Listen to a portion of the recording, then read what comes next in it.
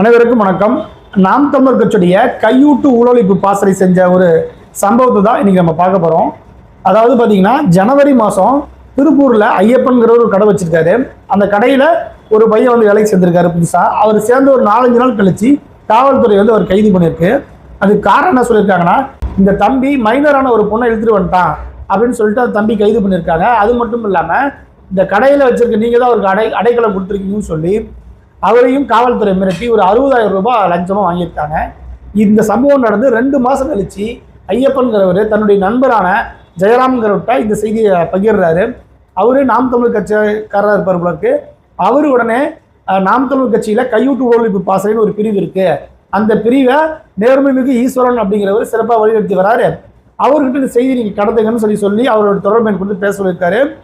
சம்பந்தப்பட்ட ஐயப்பன் வந்து அண்ணன் ஈஸ்வரன் அவர்கிட்ட இந்த பிரச்சனையை சொல்லியிருக்காரு.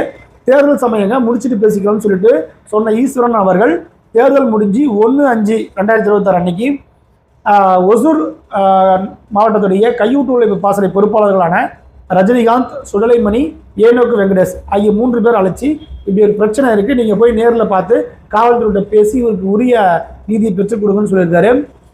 அதனால அந்த 3 பேரும் போய் காவல்துறையை சந்திச்சு பேசி இழந்த, அதாவது ஐயப்பன் அவர்கள் இழந்த 60,000 ரூபாயை திரும்ப வாங்கி கொடுத்துருக்காங்க. ஸோ இது எவ்வளோ பெரிய செய்தி பாருங்க. நாம் தமிழர் கட்சி சத்தமே இல்லாமல் மக்களுக்கான சேவை செஞ்சுட்டு இருக்கு. ஆனால் நாம் தமிழர் கட்சி தோத்த இடமும் இதுதான். சத்தமே இல்லாமல் சேவைகளை செஞ்சதுனால தான் நாம் தமிழர் கட்சி இந்த பின்னடைவை அடைஞ்சிருக்கு. அதனால இந்த காணொலி பார்க்குற ஒவ்வொரு நாம் தமிழர் கட்சி உறவுகளும் அவங்க பகுதியில் உங்களுடைய ஸ்டேட்டஸாக வைங்க. ஃபேஸ்புக்கு, ட்விட்டரு, இன்ஸ்டா எல்லாத்தையும் கொண்டு போய் சேருங்க. நாம் தமிழர் கட்சி இந்த மக்களுக்கு செய்கிற ஒவ்வொரு நல்லதும் மக்களுக்கு தான் சேரும். மக்கள்கிட்ட கொண்டு போய் சேர்க்க தவறிட்டோம். நன்றி, வணக்கம்.